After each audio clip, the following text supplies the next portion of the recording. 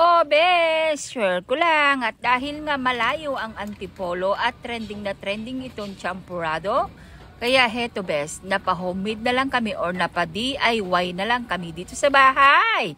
So, kailangan munang magluto ka ng champurrado. Actually, mga bes, marami akong niluto na champurrado dahil nga binibenta ko to. Kaya sinabay na rin po namin yung nagtitrending na champurrado sa Antipolo at para hindi na po kami pumunta ng Antipolo dahil nga sobrang napakalayo ang Antipolo sa Pangasinan.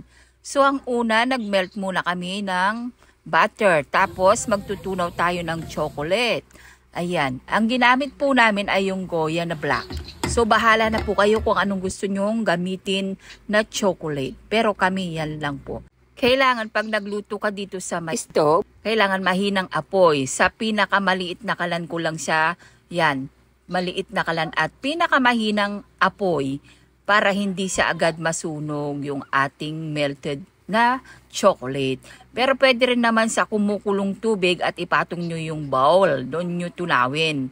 Pero sa akin ito kasi. Tapos gumamit ka ng lobo. Ayan po ang ginamit namin para makagawa kami ng bowl ng chocolate. Pero alam mo ba best, na-pressure kami dito. Bakit, kamo?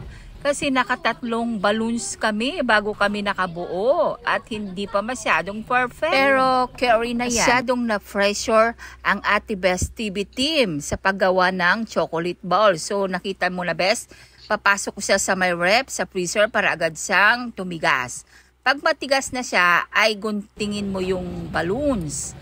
Tapos, wag mong bibitawan best. Kailangan dapat dahan-dahan mo siyang bibitawan. Na para bang yung ex mo, dahan-dahan ka rin niyang binitawan. Char!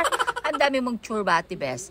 So, hayan kailangan dapat dahan-dahan para hindi masira. Oo best, pero kahit papano, ginawa naman po namin yung best namin para lang po makabuo ng chocolate bowl. So, eto na best, malapit na siyang umalis sa kanyang katauhan. Sa kanyang katauhan? Ano raw? Ayan na. Kailangan dapat talaga dahan-dahan para hindi mapunit. So, heto na siya best. O, nakita nyo? Tapos, maglagay ka ng milk powder o swak pack sa may champurrado at saka natin ipapatong yung ating chocolate na bowl. O diba, napaka-perfect at ang gandang tignan.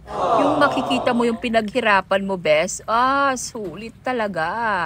Kahit na hindi ka na pumunta ng Antipolo, best, kahit sa bahay ka lang, mag-DIY ka na lang ng champurrado. So ano pang inaantay mo, best? Go! Huwag ka nang magpatumpik-tumpik pa. So, heto lamang po ang maisishare ko. Share ko lang. Ingat. God bless. Bye!